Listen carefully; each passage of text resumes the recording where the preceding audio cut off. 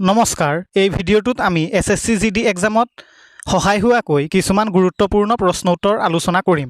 এই প্ৰশ্ন উত্তৰসমূহে SSC GD এক্সামত আপোনালোকক যথেষ্ট সহায় কৰিব। বলক ভিডিঅ'টো আৰম্ভ কৰোঁ। ৩৫ সংখ্যক সৰস্বতী সন্মান ২০২৫ৰ বাবে কোন নিৰ্বাচিত হৈছে? ইয়াত অপশ্যন কেইটা আছে ৰামকুমাৰ মুখোপাধ্যায়, কৈলাশ সত্যাৰ্থী, আশা ভোসলে আৰু অমিতাভ বচ্চন। ইয়াৰ উত্তৰটো অপশ্যন এ ৰামকুমাৰ মুখোপাধ্যায়। বিশিষ্ট বাংলা লেখক ৰামকুমাৰ মুখোপাধ্যায়ক হৰপাৰ্বতী কথা উপন্যাসৰ বাবে ২০২৫ চনৰ ৩৫ সংখ্যক সৰস্বতী সন্মানৰ বাবে নিৰ্বাচিত কৰা হৈছে। বিশ্ব স্বাস্থ্য দিৱস কেতিয়া পালন কৰা হয়? ইয়াত অপশ্যন কেইটা আছে ৬ এপ্ৰিল, ৭ এপ্ৰিল, ৮ এপ্ৰিল আৰু ৯ এপ্ৰিল। ইয়াৰ উত্তৰটো অপশ্যন বি ৭ এপ্ৰিল। প্ৰতি বছৰে ৭ এপ্ৰিল তাৰিখে বিশ্ব স্বাস্থ্য দিৱস পালন কৰা হয়। ২০২৬ বৰ্ষৰ বিশ্ব স্বাস্থ্য দিৱসৰ বিষয়বস্তু বা থিম হ'ল together for health stand with science, অৰ্থাৎ স্বাস্থ্যৰ বাবে একেলগে বিজ্ঞানৰ সৈতে থিয় দিয়ক। শেহতীয়াকৈ ২০২৬ চনৰ মাৰ্চ মাহত বিহাৰৰ ৰাজ্যপাল হিচাপে কোনে নিযুক্তি লাভ কৰিছে? ইয়াত অপশ্যন কেইটা আছে সৈয়দ আতা হাছনেইন, আৰিফ মহম্মদ খান, লক্ষ্মণ আচাৰ্য আৰু জগদীপ ধনখৰ। ইয়াৰ উত্তৰটো অপশ্যন এ সৈয়দ আতা হাছনেইন। অৱসৰপ্ৰাপ্ত লেফটেনেণ্ট জেনেৰেল সৈয়দ আতা হাছনেইন ২০২৬ চনৰ ১৪ মাৰ্চত বিহাৰৰ ৪৩ সংখ্যক ৰাজ্যপাল হিচাপে শপত গ্ৰহণ কৰে। অনুশীলন ডাষ্ট লীগ ২০২৬ ভাৰত আৰু কোনখন দেশৰ মাজত হোৱা যৌথ সামৰিক অনুশীলন? ইয়াত অপশ্যন কেইটা আছে আমেৰিকা, ফ্ৰান্স, উজবেকিস্তান আৰু ইণ্ডোনেছিয়া। ইয়াৰ উত্তৰটো option C Uzbekistan. Exercise dust league ২০২৬ Bharat আৰু উজবেকিস্তানৰ মাজত হোৱা এক যৌথ সামৰিক অনুশীলন। এই বাৰ্ষিক যুদ্ধাভ্যাসৰ ৭ম সংস্কৰণ ২০২৬ চনৰ ১২ এপ্ৰিলৰ পৰা ২৫ এপ্ৰিললৈকে উজবেকিস্তানৰ নামাংগনাৰ গুৰুমচাই ফিল্ড ট্ৰেইনিং এৰিয়াত অনুষ্ঠিত হ'ব। ই অৰ্ধপাহাৰীয়া ভূখণ্ড আৰু সন্ত্ৰাসবাদ বিৰোধী অভিযানত সংযুক্ত সামৰ্থ্য বৃদ্ধিৰ ওপৰত গুৰুত্ব আৰোপ কৰে। জৈন ধৰ্মৰ ২৩তম তীৰ্থংকৰ কোন আছিল? ইয়াত অপশ্যন কেইটা আছে ঋষভনাথ, অজিতনাথ, পাৰ্শ্বনাথ আৰু মহাবীৰ। ইয়াৰ উত্তৰটো অপশ্যন চি পাৰ্শ্বনাথ। জৈন ধৰ্মৰ ২৩ সংখ্যক তীৰ্থংকৰ আছিল ভগৱান পাৰ্শ্বনাথ। তেওঁ বাৰাণসীত জন্মগ্ৰহণ কৰিছিল। তেওঁক জৈন ধৰ্মৰ এক ঐতিহাসিক ব্যক্তি আৰু অহিংস, সত্য আৰু অপৰিগ্ৰহৰ দৰে নীতিৰ প্ৰচাৰক হিচাপে গণ্য কৰা হয়। কান্ব বংশৰ প্ৰতিষ্ঠাপক কোন আছিল? ইয়াত অপশ্যন কেইটা আছে বাসুদেৱ কান্ব, দেৱভূতি, চিমুকা আৰু মহাবীৰ। ইয়াৰ উত্তৰটো অপশ্যন এ বাসুদেৱ কান্ব। কান্ব বংশৰ প্ৰতিষ্ঠাপক আছিল বাসুদেৱ কান্ব। শুংগ বংশৰ শেষ ৰজা দেৱভূতিক হত্যা কৰি মগধত এই বংশ প্ৰতিষ্ঠা কৰিছিল আৰু ইয়াৰ ৰাজধানী আছিল পাটলিপুত্ৰ। কোনখন সংশোধনী আইনৰ দ্বাৰা দিল্লী ৰাষ্ট্ৰীয় ৰাজধানী ভূখণ্ডৰ সৃষ্টি হৈছিল? ইয়াত অপশ্যন কেইটা আছে 64th amendment act, 66th amendment act, 69th amendment act আৰু 75th এমেণ্ডমেণ্ট এক্ট। ইয়াৰ উত্তৰটো option C 69th amendment act. ১৯৯১ চনৰ ৬৯ সংখ্যক সংবিধান সংশোধনী আইনৰ দ্বাৰা দিল্লীক ৰাষ্ট্ৰীয় ৰাজধানী ভূখণ্ড national capital territory of Delhi হিচাপে বিশেষ মৰ্যাদা প্ৰদান কৰা হৈছিল।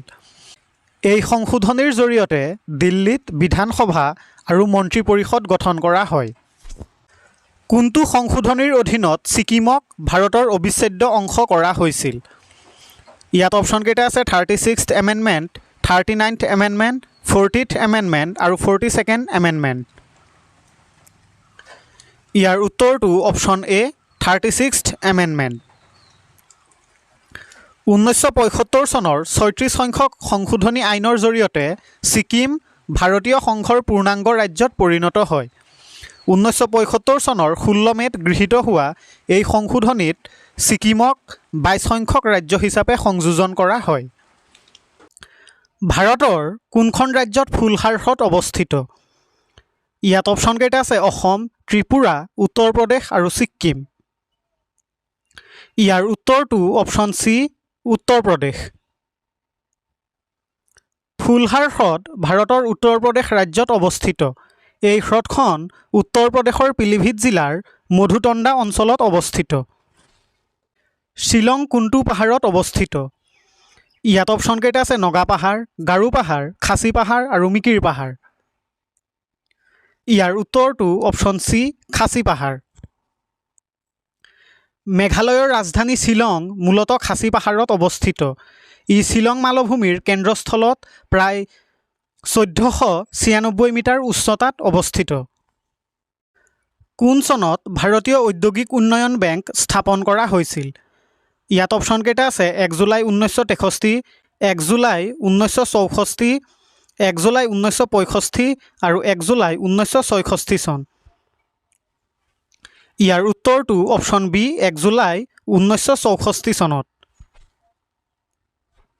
ভাৰতীয় ঔদ্যোগিক উন্নয়ন বেংক 1964 চনৰ 1 জুলাইত স্থাপন কৰা হৈছিল। উদ্যোগসমূহক দীৰ্ঘম্যাদী ঋণ প্ৰদান কৰাৰ উদ্দেশ্যে সংসদৰ এক আইনৰ অধীনত ইয়াক প্ৰতিষ্ঠা কৰা হৈছিল। মহাবীৰ জয়ন্তী কোন ধৰ্মৰ গুৰুত্বপূৰ্ণ উৎসৱ? ইয়াত অপশ্যনকেইটা আছে হিন্দু ধৰ্ম, বৌদ্ধ ধৰ্ম, শিখ ধৰ্ম আৰু জৈন ধৰ্ম। ইয়াৰ উত্তৰটো অপশ্যন ডি, জৈন ধৰ্ম। মহাবীৰ জয়ন্তী জৈন ধৰ্মৰ আটাইতকৈ গুৰুত্বপূৰ্ণ আৰু পবিত্ৰ উৎসৱ। এই উৎসৱ জৈন ধৰ্মৰ 24তম তথা অন্তিম তীৰ্থাংকৰ ভগৱান মহাবীৰৰ জন্মতিথিত পালন কৰা হয়। বিখ্যাত বিৰুপাক্ষ মন্দিৰ ক'ত অৱস্থিত? ইয়াত অপশ্যনকেইটা আছে ভদ্ৰাচলম, চিদাম্বৰম, দিল্লী আৰু হাম্পি। ইয়াৰ উত্তৰটো অপশ্যন ডি, হাম্পি। বিৰুপাক্ষ মন্দিৰ দক্ষিণ ভাৰতৰ কৰ্ণাটক ৰাজ্যৰ হাম্পি চহৰত অৱস্থিত। এই মন্দিৰটো ভগৱান শিৱৰ প্ৰতি উৎসৰ্গিত। ভাৰতত কৃষকৰ বাবে কিষাণ ক্ৰেডিট কাৰ্ড কেতিয়াৰ পৰা আৰম্ভ হৈছিল? ইয়াত অপশ্যনকেইটা আছে 1990 চন, 1998 চন, 1999 চন আৰু 2005 চন। ইয়াৰ উত্তৰটো অপশ্যন বি, 1998 চন। ভাৰতত কৃষকৰ বাবে কিষাণ ক্ৰেডিট কাৰ্ড আঁচনি 1998 চনত আৰম্ভ কৰা হৈছিল।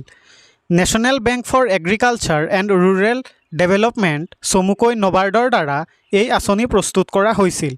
এই আঁচনিৰ মূল উদ্দেশ্য আছিল খেতিয়কসকলক কম সূতত আৰু সময়মতে কৃষি ঋণ প্ৰদান কৰা। বিশ্ব বতৰ বিজ্ঞান সংস্থাৰ মুখ্য কাৰ্যালয় ক'ত অৱস্থিত? ইয়াত অপশ্যনকেইটা আছে New York, USA, London, UK, Geneva, Switzerland আৰু ভিয়েনা, অষ্ট্ৰিয়া। ইয়াৰ উত্তৰটো অপশ্যন চি, জেনেভা, ছুইজাৰলেণ্ড। বিশ্ব বতৰ বিজ্ঞান সংস্থাৰ মুখ্য কাৰ্যালয় ছুইজাৰলেণ্ডৰ জেনেভা চহৰত অৱস্থিত। এই সংস্থাটো 1950 চনৰ 23 মাৰ্চ তাৰিখে প্ৰতিষ্ঠা কৰা হৈছিল। ই ৰাষ্ট্ৰসংঘৰ এটা বিশেষ সংস্থা। কেতিয়া মাদ্ৰাছ ৰাজ্যৰ নাম আনুষ্ঠানিকভাৱে তামিলনাডু বুলি সলনি কৰা হৈছিল? ইয়াত অপশ্যনকেইটা আছে 14 জানুৱাৰী 1947 চনত, 14 আগষ্ট 1947 চনত, 14 জানুৱাৰী 1969 চনত আৰু 27 জানুৱাৰী 1970 চনত। ইয়াৰ উত্তৰটো অপশ্যন চি, 14 জানুৱাৰী 1969 চনত। 1969 চনৰ 14 জানুৱাৰীত মাদ্ৰাছ ৰাজ্যৰ নাম আনুষ্ঠানিকভাৱে পৰিৱৰ্তন কৰি তামিলনাডু ৰখা হৈছিল।